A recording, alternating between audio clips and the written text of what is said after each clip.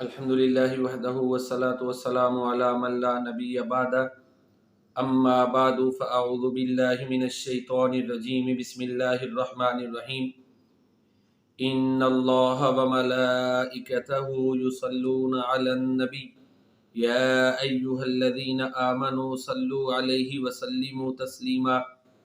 بے شک اللہ تعالیٰ اور اس کے فرشتے نبی صلی اللہ علیہ وسلم پر درود بھیجتے ہیں۔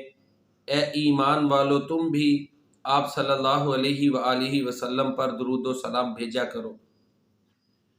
پیارے نبی کریم صلی اللہ علیہ وآلہ وسلم پر درود بھیجنے کے کتنے فائدے ہیں، اس حوالے سے چند گزارشات آپ کی خدمت میں عرض کروں گا۔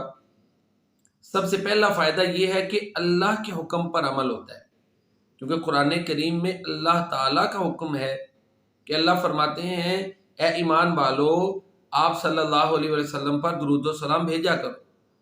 تو پہلا فائدہ اللہ کے حکم پر عمل ہوتا ہے۔ درود پاک پڑھنے کا دوسرا فائدہ یا پیارے نبی کریم صلی اللہ علیہ وسلم پر درود پاک بھیجنے کا دوسرا فائدہ یہ ہے کہ عافیت کا ایک دروازہ کھل جاتا ہے۔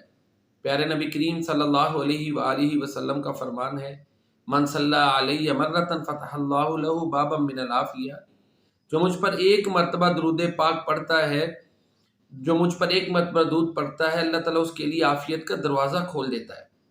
تو یہ دوسرا فائدہ ہے۔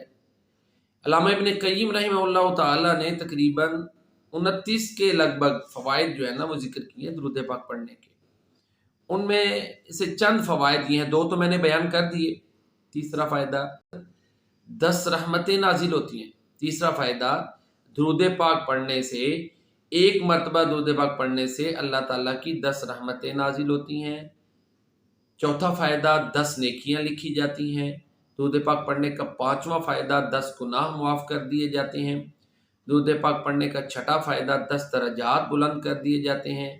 ساتواں فائدہ دعا سے پہلے درود پاک یا درود شریف پڑھنے سے دعا کی قبولیت کا امکان زیادہ ہو جاتا ہے۔ آٹھواں فائدہ اذان کے بعد کی مسنون دعا سے پہلے درود شریف پڑھا جائے تو قیامت کے روز رسول صلی اللہ علیہ وآلہ وسلم کی شفاعت نصیب ہوگی۔ نواں فائدہ درود شریف پڑھنے سے مجلس بابرکت ہو جاتی ہے۔ 10واں فائدہ جب انسان نبی کریم صلی اللہ علیہ وسلم پر درود شریف بھیجتا ہے تو اللہ تعالیٰ فرشتوں کے سامنے اس کی تعریف کرتا ہے۔ 11واں فائدہ درود شریف پڑھنے والے شخص کی عمر، اس کے عمل اور رزق میں برکت آتی ہے۔ 12واں فائدہ درود شریف کے ذریعے نبی کریم صلی اللہ علیہ وسلم سے اپنی محبت کا اظہار ہوتا ہے۔ اور 13واں فائدہ درود شریف پڑھنے سے دل کو تر و تازگی اور زندگی ملتی ہے۔ تو درود پاک پڑھنے سے جہاں اور بہت سے فائدے ہیں، یہ بڑے 13 فائدے حاصل ہوتے ہیں۔ کسی نے بڑی پیارے نبی کریم صلی اللہ علیہ وسلم کی نعت کہی ہے اور اس میں آخر میں وہ درود و سلام پڑھتا ہے۔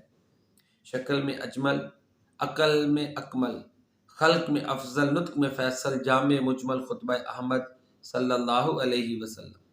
طینت جس کی سب سے مطہر، بیست جس کی سب سے مؤخر، خلقت جس کی سب سے مقدس صلی اللہ علیہ وسلم۔